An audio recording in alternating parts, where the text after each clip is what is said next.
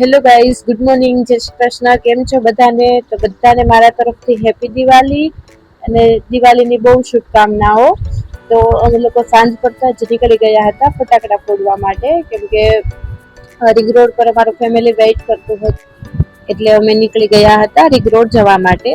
તો બધી સોસાયટીમાં મસ્ત મસ્ત લોકો બધા ફટાકડા ફોડતા હતા, એને જોવાની કઈક મજા જ અલગ હતી. એટલા માટે અમે લોકો મજાક મસ્તી કરતા કરતા નીકળી ગયા હતા રિંગ રોડ જવા માટે. તો ત્યાં રોડ પર બધા મસ્ત મસ્ત ફટાકડા ફોડતા હતા, એ બધું અમે જોઈને નીકળી ગયા હતા. આ છે મારું ફેમિલી જે અમારું વેઇટ કરતું હતું રિંગ રોડ પર, કેમ કે હરેક ફેસ્ટિવલ અમે અમારા ફેમિલી જોડે જ સેલિબ્રેટ કરીએ છીએ, કેમ કે ફેમિલી વગર તો લાઈફમાં બધું જ અધૂરું છે. જોકે એટલા માટે અમે લોકો બધા સાથે જ હોય છે અને બધા બ્લોગમાં અમે લોકો તમને સાથે જ જોવા મળશું. આ છો હું, તમે મને બધા ઓળખતા જ હશો.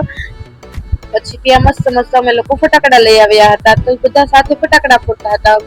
ગયા 2 વર્ષ કરતા તો બહુ મસ્ત દિવાળી હતી આ વખતે મારા માટે, તો કેમ કે બધા સાથે હતા અને મસ્ત ફટાકડા ફોડતા હતા. કેમ કે ટ્રાફિક એટલું બધું હતું નહીં અને એકદમ મજા આવતી હતી ફટાકડા ફોડવાની. ત્યાં અમે બહુ મજાક મસ્તી કરતા હતા અને મસ્ત ફટાકડા ફોડતા હતા અને ફોટો ને સેલ્ફી ને રીલ્સ ને એવું બધું ચાલતું હતું અમારા લોકોનું. કેમ કે આ વખતે અમે બહુ મસ્ત ફટાકડા લઈ આવ્યા છીએ, બધા સારા એવા એમ. તો અમે બધા બહુ મજાક મસ્તી ને એવું બધું ચાલતું હતું. ત્યાં અચાનક અમને એક ન્યૂઝ મળ્યું કે આગળ આગ લાગી ગઈ છે એમ. તો ત્યાં સારી એવી આગ લાગી ગઈ હતી એવી ન્યૂઝ મળ્યું તે અમને. ત્યાંથી ફાયર બ્રિગેડ વાળા જતા જોવા મળ્યા અમને લોકોને. તો અમને એવું લાગ્યું કે સારી એવી આગ લાગી હશે બહુ એમ.